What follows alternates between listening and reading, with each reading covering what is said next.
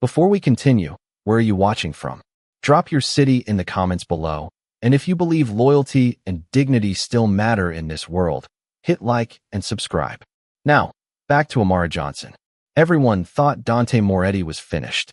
And for one terrifying second, so did he. The grand ballroom of the Bellagio Crown Hotel glittered beneath 1,000 crystal lights. Violins floated softly through the air. Champagne glasses sparkled. Diamonds caught the warm glow of chandeliers suspended above Chicago's most powerful men and women. It was supposed to be a celebration. Dante Moretti's engagement party. The event every newspaper in the city had been whispering about for months. Politicians were there. Business tycoons. Judges. Celebrities. And men who smiled politely while hiding blood on their hands. At the center of it all stood Dante Moretti, 38 years old, 6'3", tailored black tuxedo, dark hair swept back with effortless precision, a face carved by authority and old scars. The kind of man whose name made enemies lower their voices. The kind of man nobody dared betray, or so everyone thought. Across the room, Amara Johnson quietly adjusted a silver tray of champagne flutes. Nobody noticed her. Nobody ever did. 29 years old, dark skin glowing softly beneath the ballroom lights. Natural curls tied neatly into a bun. Simple black uniform. Invisible. That was what she had become. Invisible people survived. Invisible people paid their bills. Invisible people sent money to sick mothers waiting at home. And invisible people never attracted trouble. Amara preferred it that way. She moved silently among the guests, replacing empty glasses and collecting napkins, while laughter echoed around her. Near the orchestra, a senator laughed too loudly. At table 9, a famous actor flirted shamelessly with a model half his age. Near the stage, Dante's fiancée, Isabella Romano, smiled for cameras, her diamonds worth more than Amara would earn in 10 years. Everything looked perfect. Too perfect. And somehow, that made Amara uneasy. Her grandmother used to say something.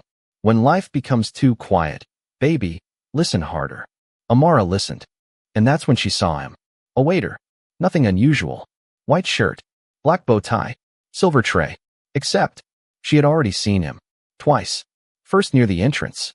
Then by the emergency exit. And now, standing unusually close to the stage. Her brows knitted together. Something felt wrong. Very wrong. The man wasn't smiling. His eyes never moved toward the guests. They remained fixed on one person. Dante Moretti. Amara's heartbeat slowed. No, not slowed. Sharpened. Like every instinct inside her suddenly woke up. She looked around. The bodyguards were laughing with guests. The musicians played louder. Nobody noticed. Nobody except her. Then she saw it. The man's hand slipped beneath the tray. And her blood turned cold. Metal. Gunmetal. Her breath caught. No. No. No, no. She opened her mouth. But before a sound escaped, the first shot exploded. Boom. The music stopped. Crystal shattered. Women screamed. The violinists dropped their instruments. Chaos ripped through the ballroom. Dante staggered backward. A crimson stain spread across his side. His eyes widened in disbelief. And for the first time in 20 years, the king of Chicago fell to one knee. Gasps filled the room. People ran. Tables overturned. Security reached for weapons. Too late. Far too late. Because the assassin wasn't finished. His gun rose again. Straight toward Dante's head. And this time, nobody was close enough. Not the guards. Not his captains. Not his fiancée, who had frozen in terror. Nobody. Except the maid. Amara Johnson. She didn't think. She didn't calculate. She didn't weigh consequences. Later, doctors would ask why she did it. Reporters would call her brave. Dante himself would spend months trying to understand. But the truth was simple. Because she saw a human being about to die. And that was enough. The second shot rang out. But before the bullet reached him, Amara ran. The silver tray crashed against marble. Champagne exploded across the floor. And she threw herself between Dante Moretti and death. The bullet struck flesh. Pain exploded through her shoulder. Her body spun from the impact. The room froze. Completely. 1,000 voices died in an instant. The assassin himself looked shocked. And Dante Moretti, the man feared by half the city, caught her before she hit the floor. His arms wrapped around her trembling body. Warm blood covered his hands. Not his blood. Hers. His dark eyes widened. Disbelief. Confusion. Fear. Raw fear. He looked down at the woman in his arms. The maid. The quiet girl who brought coffee every morning. The woman whose name he barely knew. And suddenly, his entire world stopped. Amara. His voice cracked, the sound barely above a whisper. Amara. Her eyes fluttered weakly. Blood stained her uniform. Around them, gunfire erupted as bodyguards chased the assassin. People screamed. Tables overturned. But Dante heard none of it. Because for the first time in his life, the most dangerous man in Chicago was terrified. Not for himself, but for the woman dying in his arms. And in that frozen moment, no one in the ballroom could understand one thing. Why would a maid risk her life? For a man everyone thought was untouchable? But the answer had begun 3 months earlier. And nobody in that room knew the truth. 3 months earlier. Long before blood stained the marble floor. Long before Dante Moretti screamed her name. Long before the entire city would know who Amara Johnson was. She arrived at the Moretti estate carrying nothing but one suitcase and a heart exhausted by life. Rain had fallen steadily that morning. Cold November rain. The kind that soaked through cheap shoes and made even hope feel heavy. Amara stood outside the iron gates of Moretti Manor, clutching a worn envelope containing her references and the last $63 she had left. She looked small compared to the enormous mansion beyond the gates. Stone walls, Italian fountains, tall windows glowing softly beneath gray skies. The place looked less like a home and more like a kingdom. And kingdoms were not built for women like Amara Johnson. 29 years old, 2 part-time jobs, thousands of dollars in medical debt, no father, no husband, no children, only her mother, Lorraine Johnson, 63, battling kidney disease, 3 dialysis sessions every week, and bills that never stopped arriving. Amara had sold almost everything she owned. Her car, her jewelry, even the piano her father had left her before he died. But sickness didn't care about sacrifice. It always demanded more. So when a friend told her about a housekeeping position inside the Moretti estate, good pay, live-in quarters, medical insurance, she didn't ask questions. She simply prayed. The gates opened, and she entered another world. Inside the mansion, everything smelled of cedarwood and expensive leather. Crystal chandeliers hung from ceilings taller than churches. Marble floors reflected sunlight like mirrors. Paintings worth millions lined the walls. Even silence felt expensive. Sophia Russo, the head housekeeper, examined Amara carefully.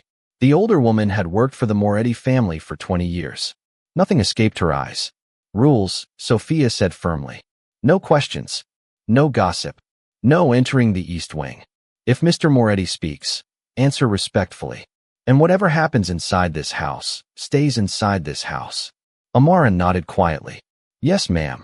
Sophia studied her another moment. Most new employees looked excited. Or nervous. But this girl looked tired. Not lazy. Not careless.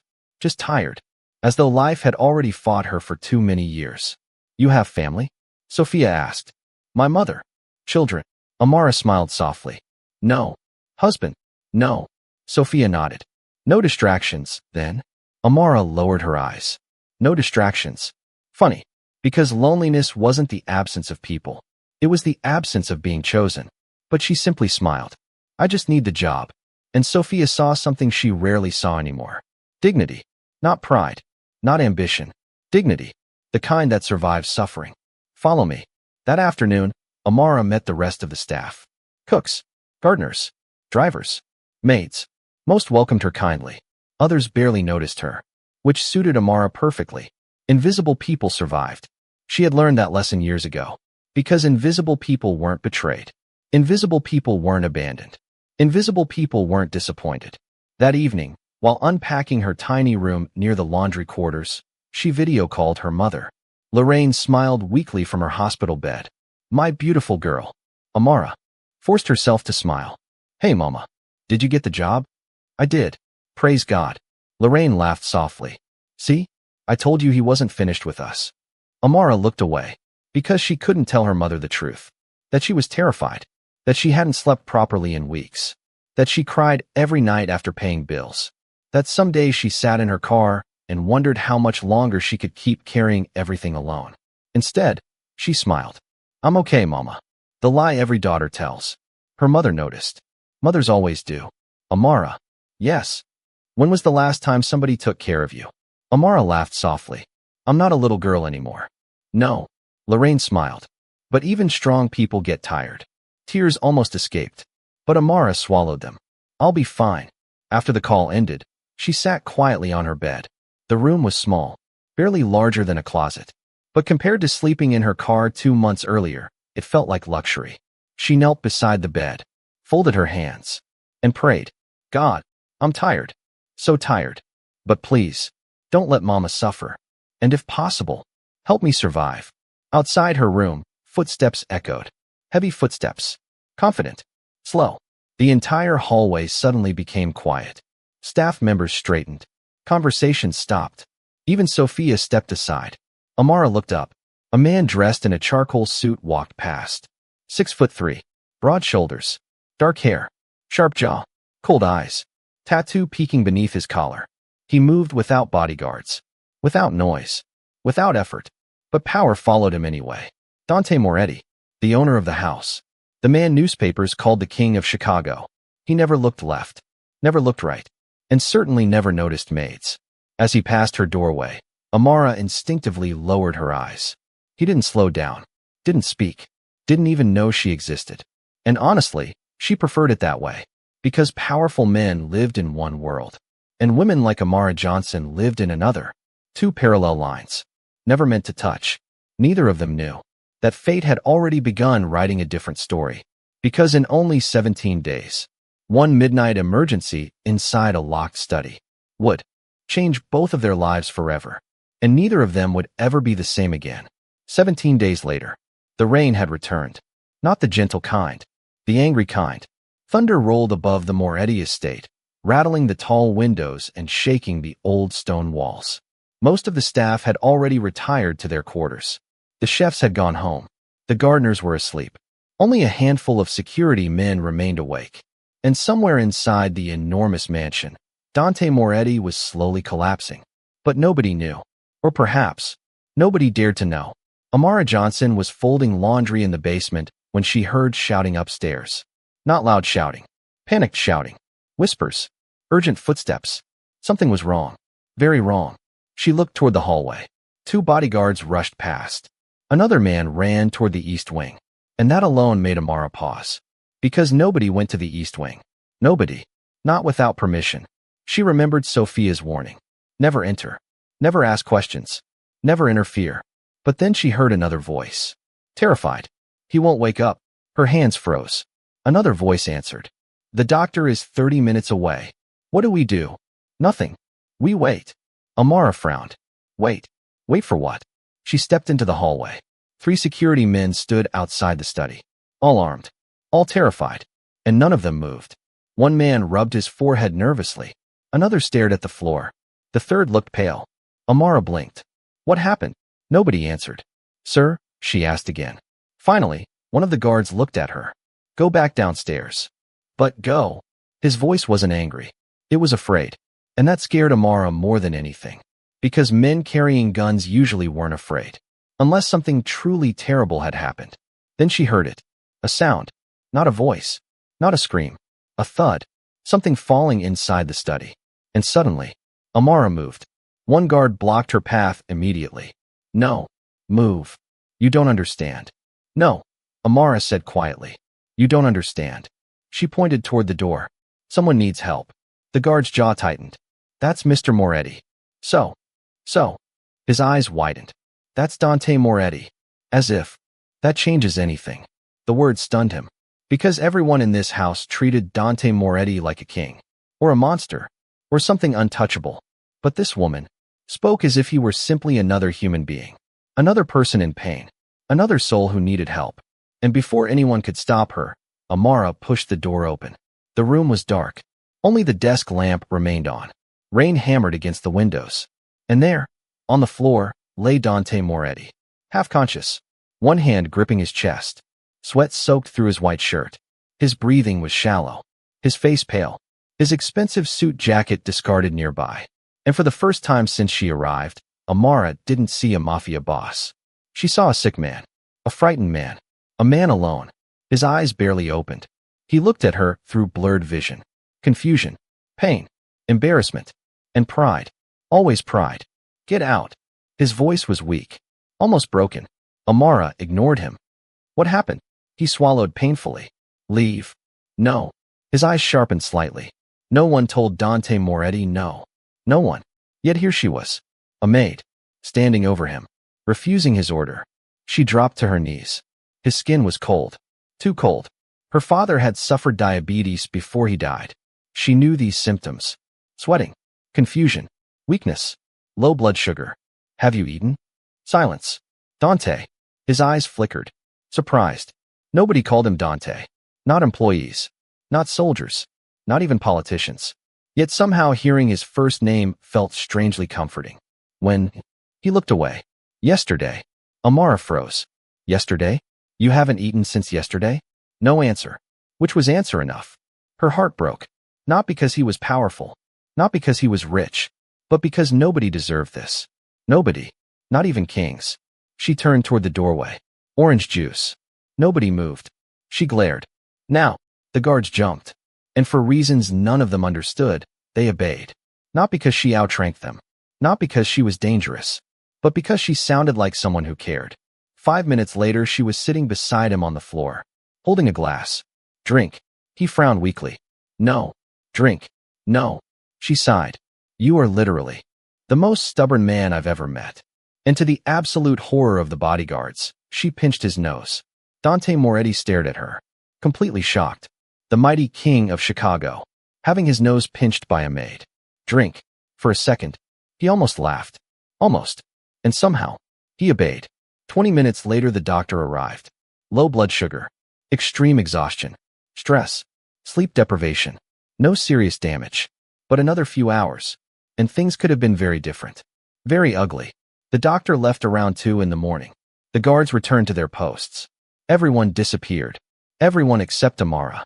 She cleaned the broken glass, adjusted his blanket, made soup, changed the ice pack, and quietly sat beside the bed. Not because anyone asked her, not because she wanted something, but because she knew loneliness. And she knew what it felt like to wake up with nobody there. At 6 in the morning, Dante opened his eyes. Soft sunlight filtered through the curtains. The room smelled faintly of chicken soup. And there, curled awkwardly in a chair, still wearing her maid uniform, was Amara, fast asleep, one hand resting beside his medicine, her head leaning against the bed.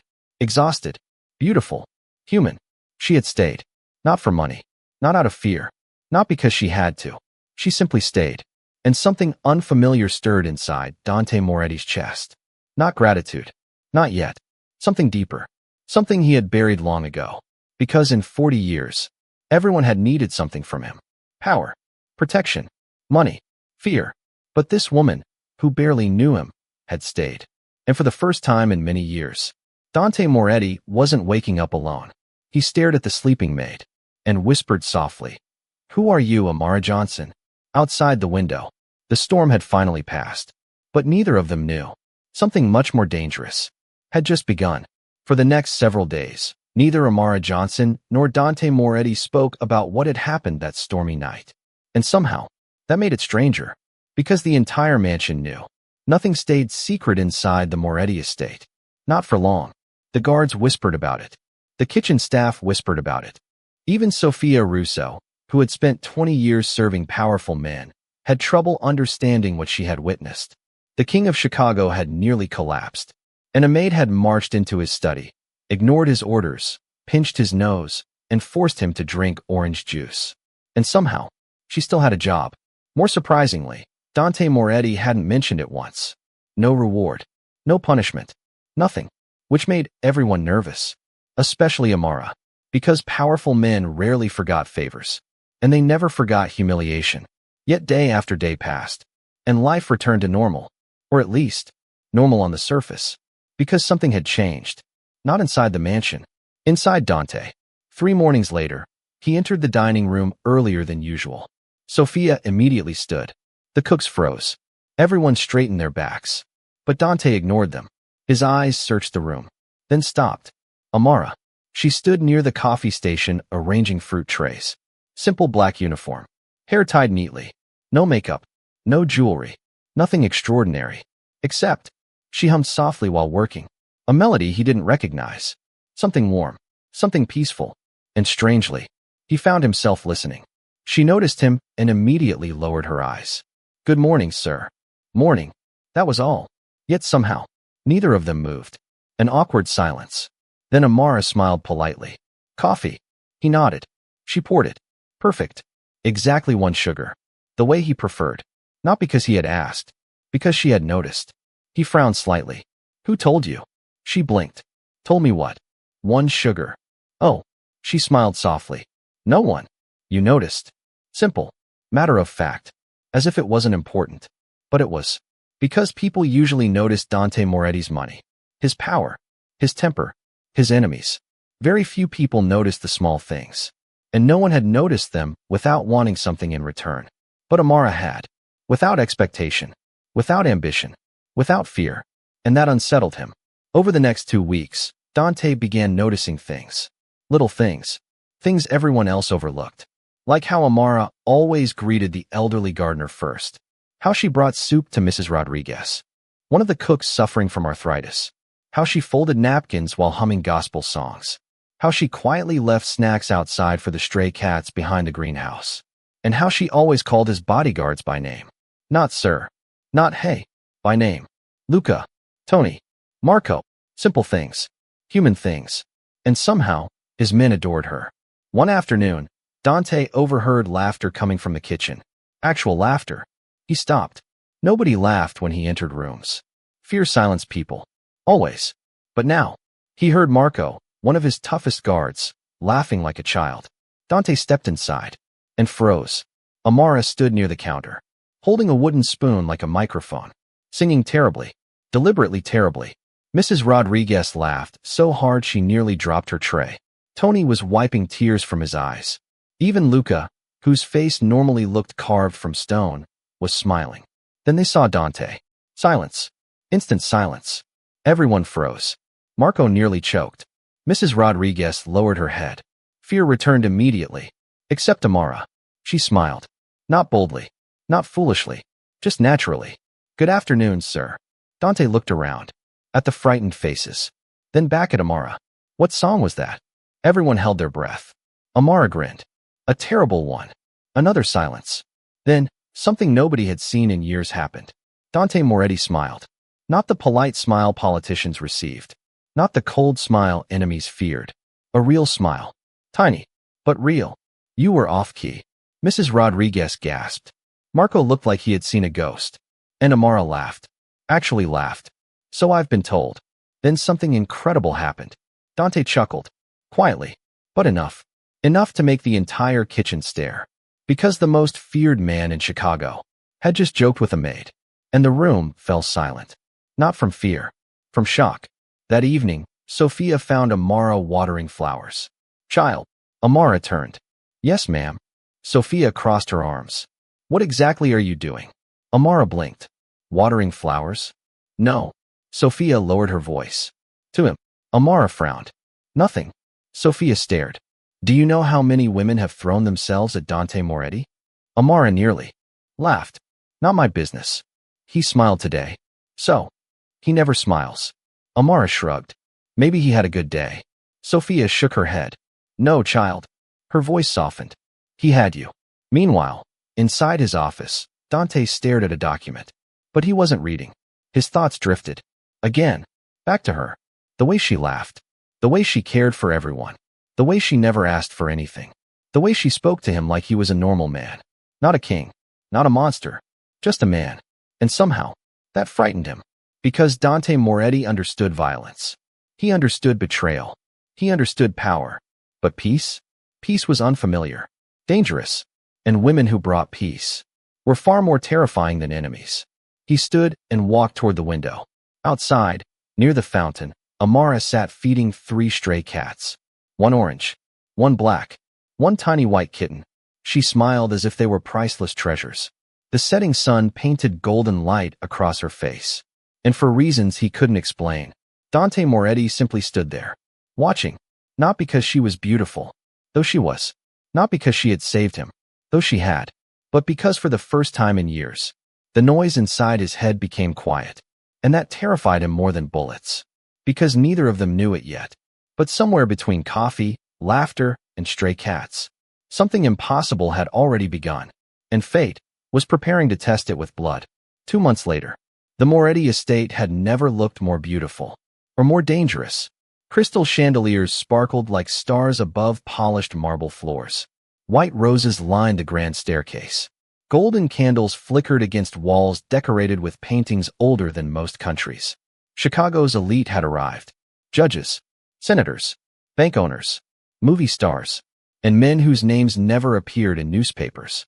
The engagement celebration of Dante Moretti and Isabella Romano had become the social event of the year. Every television station wanted photographs. Every politician wanted invitations. Every enemy wanted information. And somewhere beneath the laughter and champagne, death was quietly waiting. Amara Johnson stood near the ballroom entrance, adjusting her black uniform. She hated parties. Not because of the work. Because of the people. Rich people often smiled beautifully, but not kindly. And tonight was no different. Women covered in diamonds barely glanced at staff members. Men in expensive suits snapped fingers instead of saying please. Nobody noticed the people carrying trays. Invisible people. People like her. Which suited Amara just fine. Except, tonight felt strange. Ever since she woke up that morning, something heavy sat inside her chest. An uneasiness she couldn't explain. And she hated that feeling. Because instincts had saved her before. Amara. Mrs. Rodriguez waved from the kitchen. Honey, table 12 needs champagne. Coming. She picked up the silver tray and smiled. Wish me luck. Mrs. Rodriguez chuckled. Baby, after surviving Mr. Moretti, rich people should be easy. Amara laughed. True. But neither woman noticed Dante standing in the hallway. Watching. Not spying. Simply watching. Something he had found himself doing far too often lately. His eyes followed Amara naturally now. The way she smiled. The way she greeted everyone. The way she remembered birthdays. The way she carried sadness inside herself but somehow made others feel lighter. And every time he caught himself looking, he hated it. Because men like Dante Moretti did not need comfort. Comfort made men weak. At least, that's what his father had taught him. Yet somehow, whenever she entered a room, everything became quieter. And that scared him. Sir. Luca appeared beside him. Dante looked away immediately. Everything secure? Yes. Snipers. Roof positions covered. Entrances. All checked. Dante nodded. Good. Because being Dante Moretti meant surviving. And surviving meant never relaxing. Not even tonight. Especially tonight. The guests arrived one by one. Champagne flowed. Violins played. Laughter filled the air. And Isabella Romano looked perfect. Her silver dress shimmered beneath the chandeliers. Beautiful. Elegant. Sophisticated. The future Mrs. Moretti. Everyone said so. Everyone expected so. Everyone except Dante. Because lately, whenever Isabella smiled at him, he felt nothing. Nothing. Bad. Nothing good. Just emptiness. He convinced himself that was normal. Love was for ordinary people. Peace was enough. And marriage was business. That was how powerful families survived. Emotion complicated things. Yet somehow, his eyes drifted toward the opposite side of the ballroom. Amara, helping an elderly guest. Smiling warmly. Holding the old woman's hand. Listening patiently. The woman kissed her cheek. And Amara blushed. Dante smiled unconsciously. Then caught himself. And frowned. What the hell is wrong with me? Darling. Isabella appeared beside him. Her voice sweet. Her smile flawless. But her eyes. Cold. Possessive. You seem distracted. I'm fine. You haven't smiled once. Dante forced one. There. She laughed. Much better. But deep inside, something about her laughter bothered him. He couldn't explain why. Just as Amara couldn't explain the feeling inside her chest. And sometimes, God speaks quietly. Through instincts. Hours passed. Dinner began. Music softened. The ballroom glowed beneath candlelight. Everything appeared perfect. And that was exactly what frightened Amara. Because perfect things rarely lasted. She moved through the crowd with champagne trays. Smiling. Serving. Invisible. Then she noticed him. A waiter. Nothing unusual. Black bow tie. White gloves. Silver tray. But, she frowned. Something felt wrong. Very wrong. She had seen him earlier. Near the west entrance. And before that, near the elevators. Yet he wasn't serving. He was observing. His eyes weren't scanning tables. They weren't searching guests. They remained fixed on one person. Dante. Amara stopped walking. No, maybe she was imagining things. But her grandmother's voice echoed inside her memory. Baby, when your spirit whispers, listen. She continued serving. 10 minutes later, she saw him again. Different location. Same eyes. Same expression. Cold. Focused. Predatory. Her heartbeat quickened. No. No. Something wasn't right. She turned around. The bodyguards were relaxed. Too relaxed. Luca was laughing with another captain. Marco stood near the orchestra. Nobody noticed. Nobody except her. She looked toward the mysterious waiter again. Gone. Completely gone. Hey. Chill ran through her spine. She searched the room. Nothing. Then there, near the stage, her blood froze. Because for the first time, his hand slipped beneath the silver tray. And for a fraction of a second, Amara saw it. Black metal. Gunmetal. A pistol. Her breath caught. The tray in her hands nearly slipped. No. No, no, no. Not tonight. Not here. Her eyes darted toward Dante. He stood near Isabella, laughing politely with politicians. Unaware. Completely unaware. And suddenly, everything around her became silent. The music, the laughter, the voices, gone. All she could hear was her own heartbeat. Boom, boom, boom. The strange feeling she had carried all day. The heaviness, the uneasiness. It wasn't anxiety. It was warning. And in that terrifying instant, Amara Johnson realized something. Everyone in this room thought they were celebrating. But somebody had come here for a funeral. And the target was Dante Moretti. She dropped the champagne tray. Glass exploded across the marble floor. Heads turned. People gasped. And before anyone understood why, the first gunshot shattered the music. The first gunshot shattered the music. Boom. The violinists froze. Crystal glasses exploded. Women screamed. The sound echoed through the ballroom like thunder. And for one impossible second, nobody moved. Not the politicians. Not the billionaires. Not the bodyguards. Not even Dante Moretti. Because no one expected death to arrive dressed as a waiter. The bullet struck him low. His body jerked backward. A crimson stain spread across the left side of his tuxedo. Gasps filled the room. Isabella screamed. Guests dove beneath tables. Chairs overturned. Champagne rained onto the marble floor. And the mighty Dante Moretti, the man enemies called immortal, dropped to one knee. His hand pressed against his side. Blood seeped through his fingers. His vision blurred. Not from pain. From disbelief. Because after 20 years of surviving wars, betrayals, and bullets, he had finally made the mistake every king makes. He had relaxed. Just for one night. Mr. Moretti, Luca shouted. Weapons appeared instantly. Bodyguards rushed forward. But chaos had already swallowed the room. People pushed one another. Women cried. The orchestra scattered. Security scrambled to locate the shooter. And somewhere inside the madness, the assassin smiled. Because this wasn't over. Not yet. The first shot had only wounded him.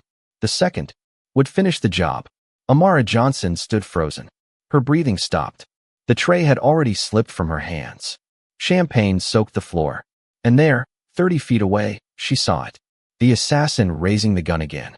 Straight toward Dante's head. Slowly. Deliberately. Like a man taking his time. Because he knew. Nobody was close enough. Not Luca. Not Marco. Not security. Not Isabella. Especially not Isabella. She had fallen behind a table, screaming in terror. Everyone was protecting themselves.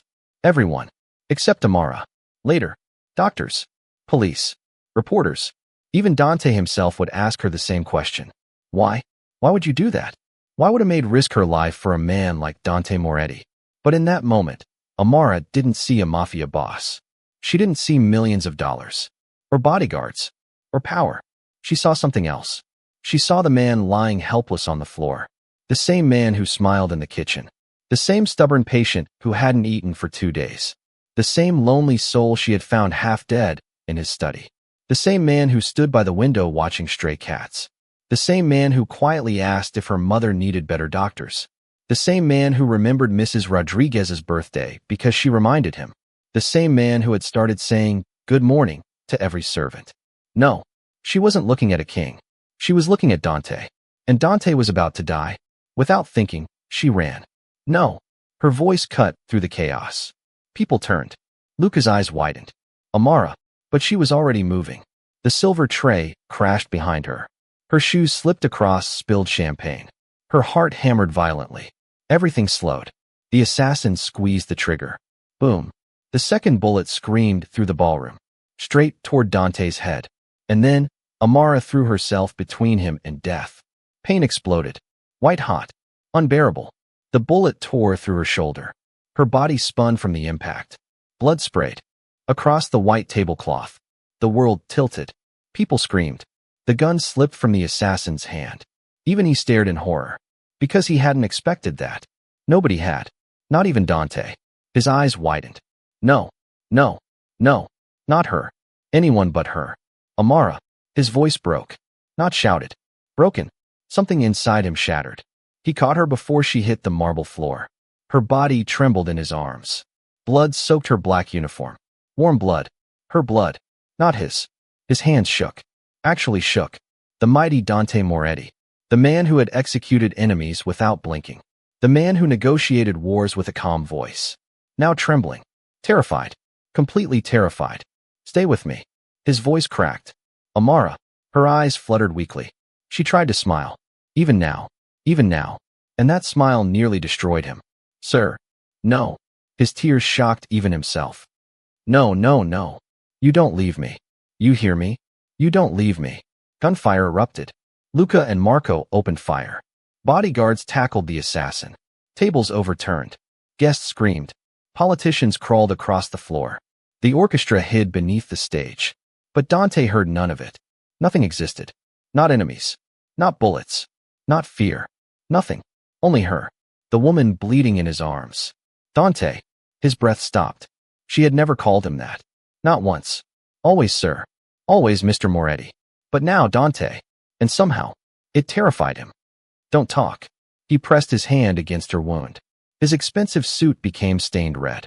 He didn't care. Ambulance. Nobody moved fast enough. Now, the room froze. Because they had never heard that voice before. Not anger. Not authority. Fear. Pure fear. Luca rushed over. Boss, get the car. Dante, get the damn car. Marco froze.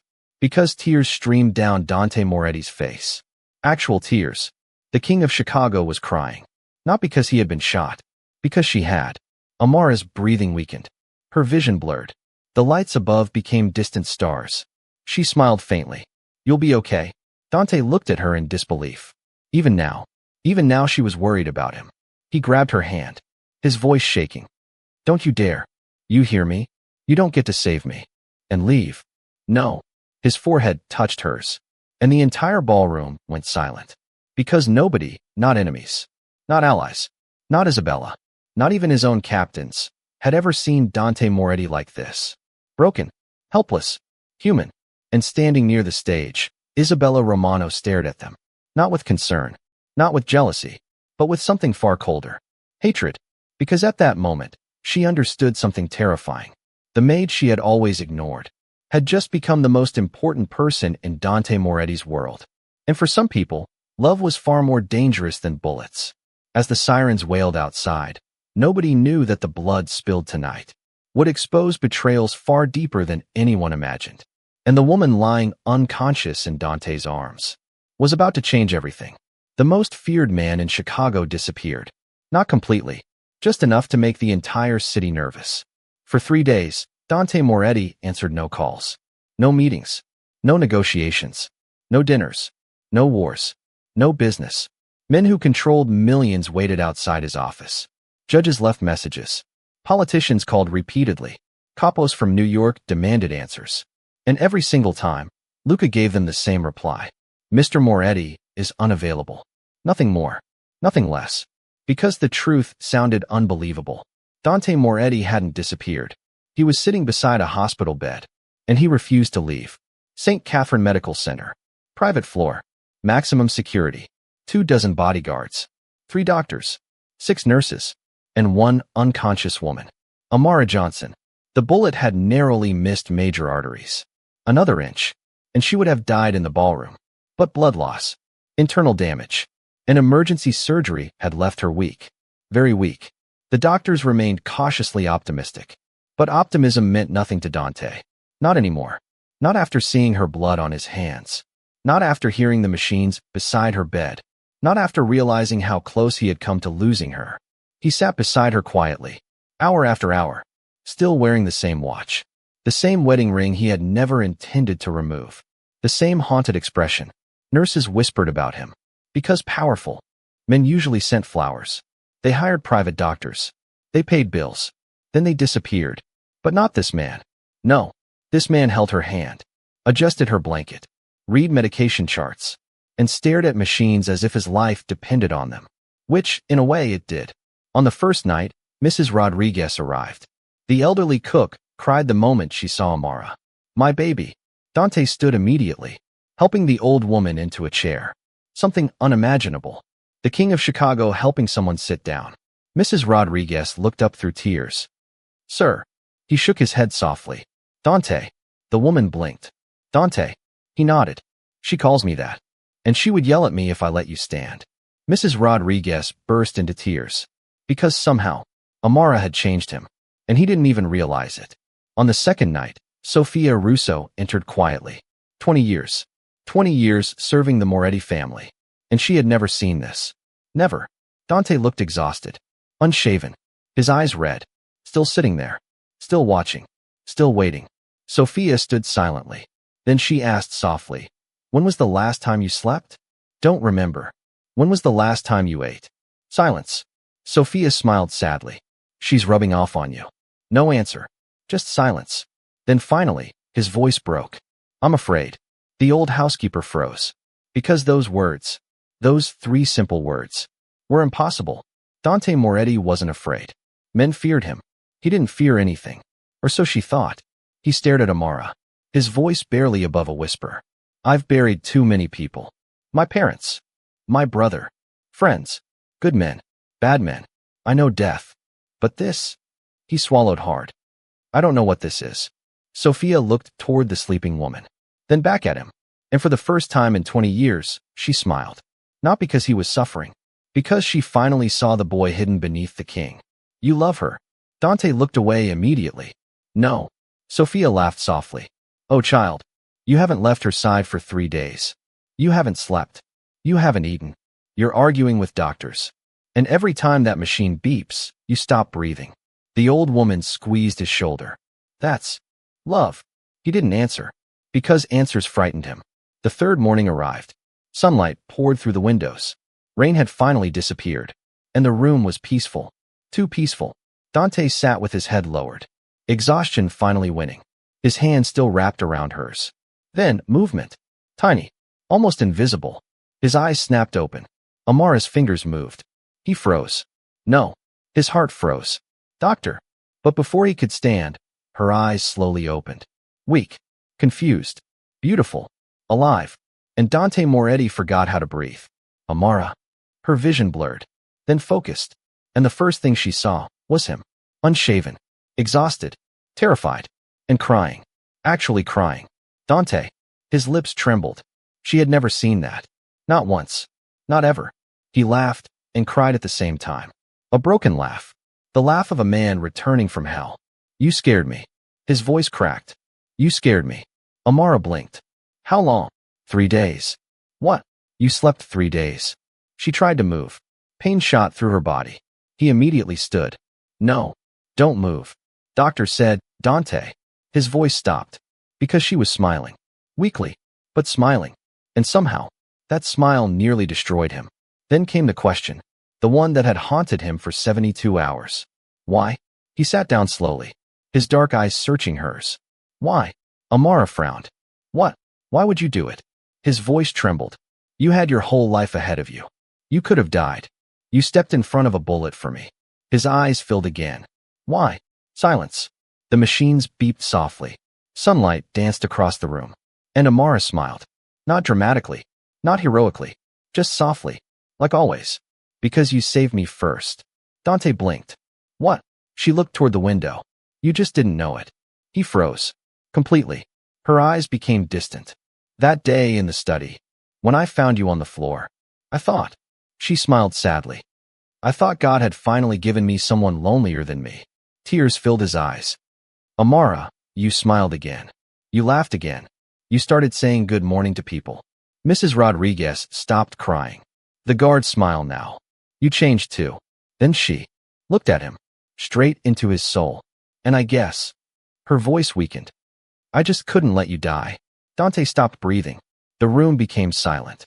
And in that moment, Dante Moretti finally understood something that power, money, and fear had never taught him. Love doesn't arrive loudly. It arrives quietly. With coffee, with soup, with stray cats, with terrible songs. And sometimes, it arrives wearing a maid's uniform. And he realized, with terrifying certainty, he could survive enemies. He could survive bullets. He could survive betrayal. But he could never survive losing her. And outside the hospital room, someone stood listening. Someone whose eyes had grown cold with jealousy. Isabella Romano. And the smile on her face contained no love at all. 3 days after Amara Johnson opened her eyes, Chicago began whispering. Because nobody understood what had happened. Nobody understood why Dante Moretti had disappeared. Nobody understood why all business meetings had been canceled. And nobody understood why 20 armed men guarded one hospital floor like it contained the President of the United States. But inside the Moretti organization, people understood one thing. Someone had crossed a line, and someone was going to pay. The question wasn't who. The question was how. Because everyone expected blood. Everyone expected war. Everyone expected Dante Moretti to become the monster they had always feared. They were wrong. 3 days after Amara woke up, Dante returned to the estate. And the first person waiting for him was Isabella Romano, his fiancée. Or rather, the woman who used to be his fiancée. She stood in his office wearing a white dress and a smile that no longer reached her eyes. You finally remembered I exist. Dante removed his watch quietly. No answer. Dante. Still nothing. She walked closer. People are talking. We're supposed to announce our wedding date.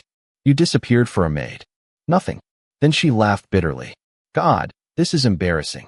Everyone thinks you've fallen in love with your servant. Silence.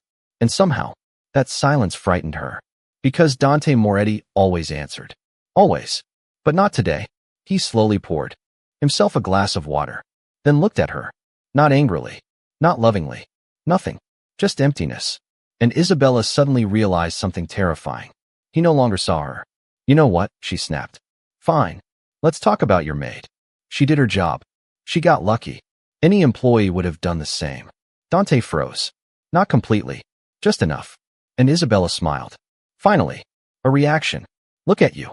You act like she died for you. She's a housekeeper, Dante. A maid. A servant. And you. The glass shattered. Not because he threw it. Because he crushed it in his hand. Blood dripped onto the floor. His voice came quietly. Too quietly. Leave. Isabella stopped. Dante, leave. She stared.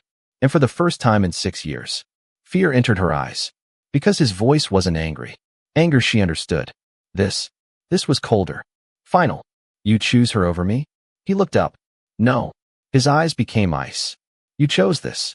And suddenly, the office door opened. Luca entered. His face pale. Dante. Not boss. Dante. Urgent. We found something. 40 minutes later, 10 men sat around the conference table. Capos. Lawyers. Security chiefs. And in the center, video footage. Ballroom security footage. Everyone watched. The assassin. The shots. The chaos. Frame by frame. Until Marco paused the screen. And the room became silent. Because someone appeared. Not the assassin. Not Amara. Someone else. Isabella. Standing beside the stage. Looking directly toward the shooter. And smiling. Not screaming. Not afraid. Smiling. Luca rewound. Again.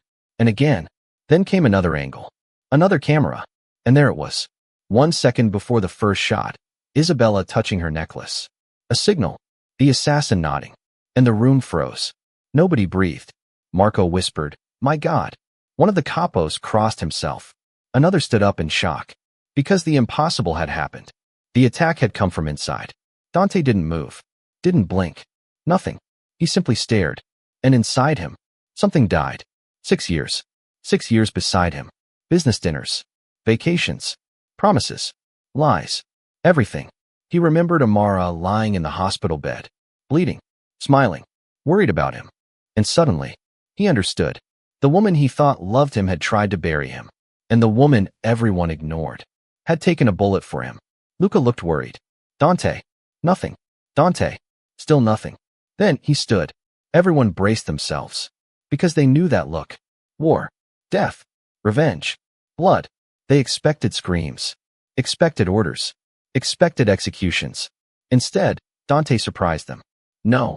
The room blinked. No war. Marco frowned. But no. He buttoned his jacket. Freeze Romano assets. Expose every account. Every shell company. Every judge they bought. Every politician. Destroy them. Legally. Financially. Publicly. And Isabella? Silence. The room waited. Dante closed his eyes. The old Dante would have ordered death. But Amara changed things. When she woke up, she had smiled. Not hated. Not cursed. Smiled. And somehow, her kindness stood beside him now, like a hand on his shoulder. He opened his eyes. She lives. The room froze. Dante. She lives. But she never enters my world again. 1 week later, representatives from all 5 families gathered. Nobody knew why. Rumors spread. War. Betrayal. Executions. Instead, Dante Moretti walked into the room alone. And behind him, Amara Johnson. Still recovering. Her shoulder bandaged. Simple blue dress. No jewelry.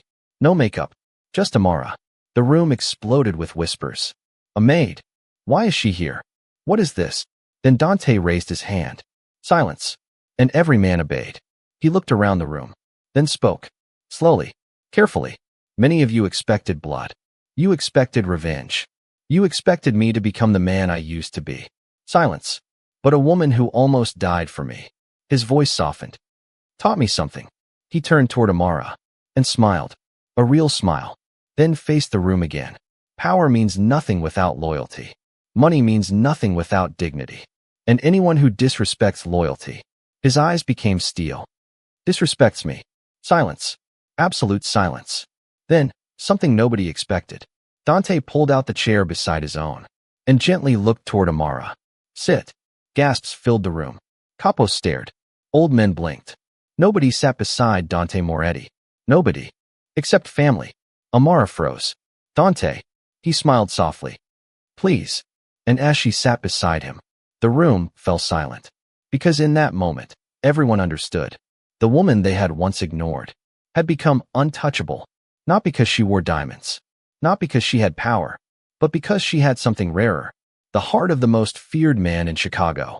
And upstairs, in a hospital room she had just left. Neither of them knew. Their greatest battle had nothing to do with bullets. Because love terrified Dante Moretti far more than death. 6 months later, spring had returned to Chicago. The snow was gone. The trees surrounding Moretti Manor had begun to bloom again. And for the first time in many years, so had Dante Moretti. Not the empire. Not the business. Not the feared king everyone whispered about. The man. The man himself.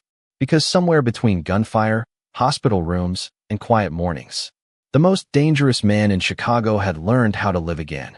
And the woman who changed him still woke up every morning believing she was just a maid.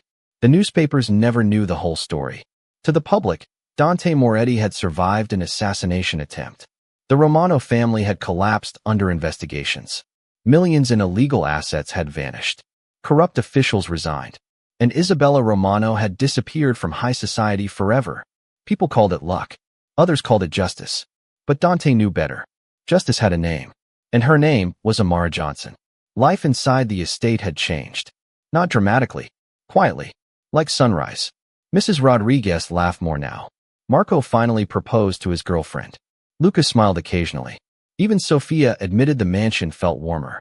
And every morning, at exactly 7 o'clock, Amara still fed the stray cats behind the greenhouse. Orange, black, and the tiny white kitten. Though none of them were tiny anymore. Some things never changed. And that made her happy. Miss Amara. Mrs. Rodriguez called from the kitchen. Your tea is getting cold. I'm coming. Amara smiled and stood up. The scar on her shoulder still hurt sometimes. Especially when rain approached. Doctors called it normal. Dante called it unacceptable. He worried constantly. Too constantly. At least according to everyone else. You need to rest. Take your medicine. Don't carry heavy things. Wear a sweater. Did you eat? Amara laughed every time. Because somehow, The man who once forgot meals for 2 days had become impossible, and everyone loved watching it, especially Sophia. My God, the old housekeeper would whisper. He's worse than a grandmother. That morning, Amara entered the kitchen and stopped. Flowers. Fresh flowers. Again. She laughed. Dante. Silence. She crossed her arms. Dante Moretti. Still silence. Then Marco pointed toward the doorway.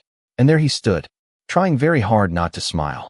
6'3", dark suit, coffee in one hand, looking incredibly proud of himself. You forgot yesterday. Amara blinked. Forgot what? Tuesday. Her eyes widened.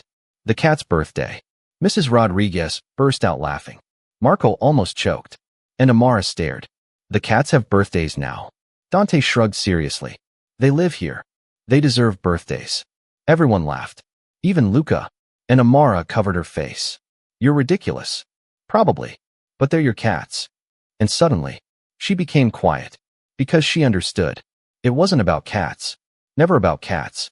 It was about remembering what mattered to her. And nobody had done that before. Nobody. Later that evening, the two of them sat near the fountain. The sun painted golden colors across the sky. The white kitten slept in Amara's lap. And neither of them spoke. They didn't need to. Silence between strangers is awkward. Silence between souls is peace. Finally, Amara smiled. You know, Dante turned. What? The whole city thinks you saved me. He laughed softly. The whole city is wrong. She looked down. Dante, no. He shook his head. Listen to me. His voice became quiet. The same voice she heard in the hospital. The voice that belonged not to a king, but to a man. I spent my whole life believing fear made me strong. I built empires. I buried enemies. I survived, but I wasn't living. He smiled sadly. I didn't know how. His eyes found hers. Then one day, a woman with terrible singing and a heart too big for this world walked into my life. Amara laughed through tears. My singing isn't that bad. It's terrible. She hit his arm, and he laughed, the sound warm and real. Then his expression softened. You stayed when nobody else did. You saw me when nobody else did. You taught me how to smile, how to laugh, how to say good morning, how to care. And when death came for me, his voice broke slightly. You stood between me and it. Tears filled her eyes. Dante. No. His own eyes glistened. Let me finish. For 40 years, people respected my power. People feared my name. But you, he smiled.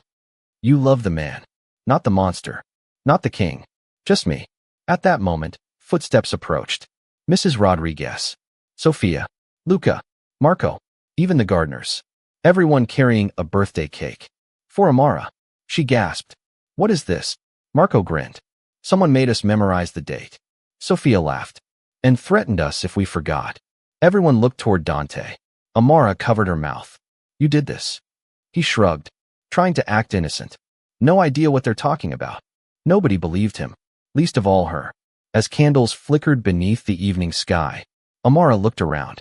Not at the mansion, not at the flowers, not at the expensive fountain, but at the people. Her family. People who had once been strangers. People who laughed together now. People who cared. And she remembered the girl standing outside these gates months ago. Cold. Alone. Broken. Invisible. She had prayed only for survival. God had given her something far greater. Home. Years later, reporters would still ask Dante Moretti about the night he survived. And every time, he corrected them. No, I didn't survive because of bodyguards. I didn't survive because I was powerful. I survived because an angel wearing a maid's uniform taught me what loyalty looks like. Then he would smile. The smile nobody had seen before Amara Johnson.